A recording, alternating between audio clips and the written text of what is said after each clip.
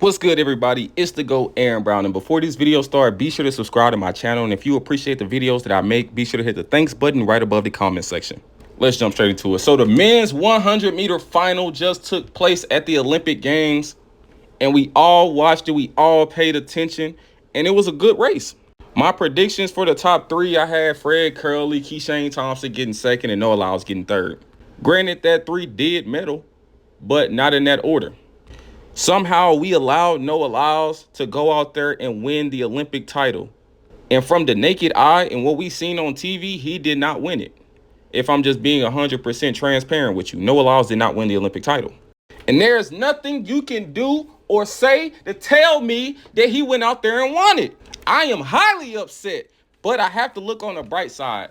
Everybody, the whole world, we have to look on the bright side. Jamaica, Botswana, Italy, everybody. We have to look on the bright side. South Africa, the bright side is, despite them giving Noah the win, not Noah winning, because even if he did win, he won on accident. He didn't mean to win. He accidentally won, literally. But despite them giving Noah the win, we still got two real ninjas standing on the podium. You got to think about it. Keishane just turned 23 years old last week. Bro was 22 years old, and he's an Olympic silver medalist at his first ever Olympic Games. People were saying, and it's not like he ran his rounds really well. He ran faster each round.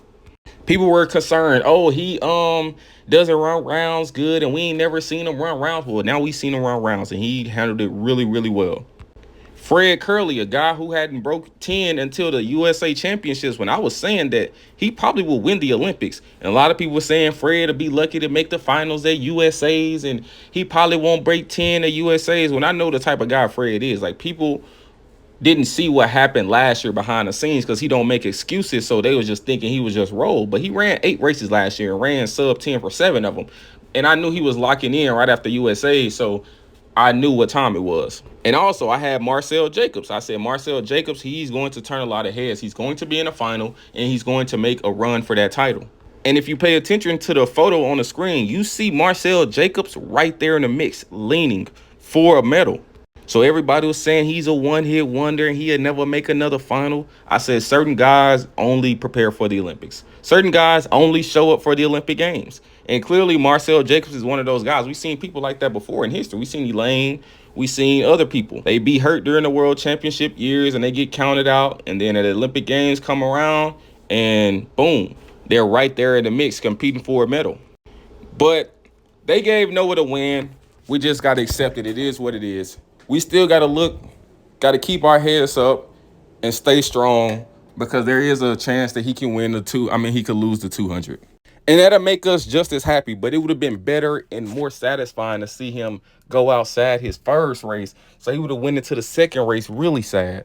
But we just got to accept it. He is an American. He did put on for America. He is a dweeb and a loser in my opinion, but he's still American at the end of the day.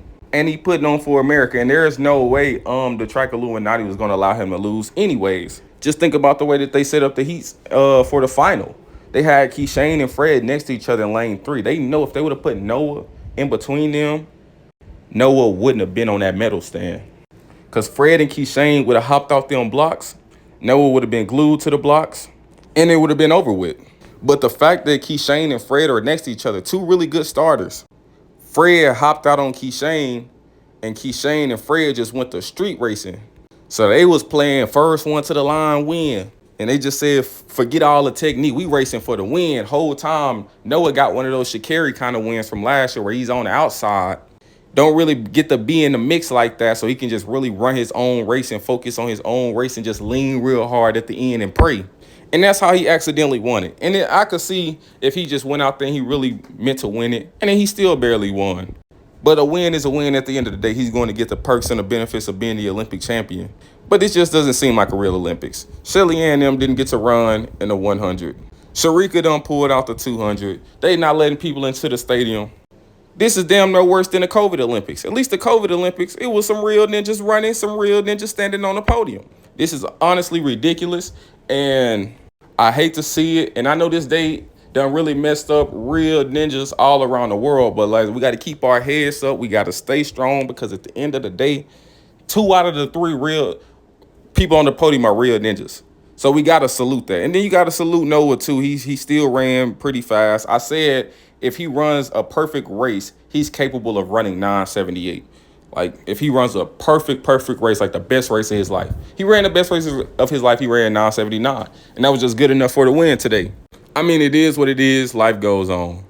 Hate to see it, but we going to keep pushing.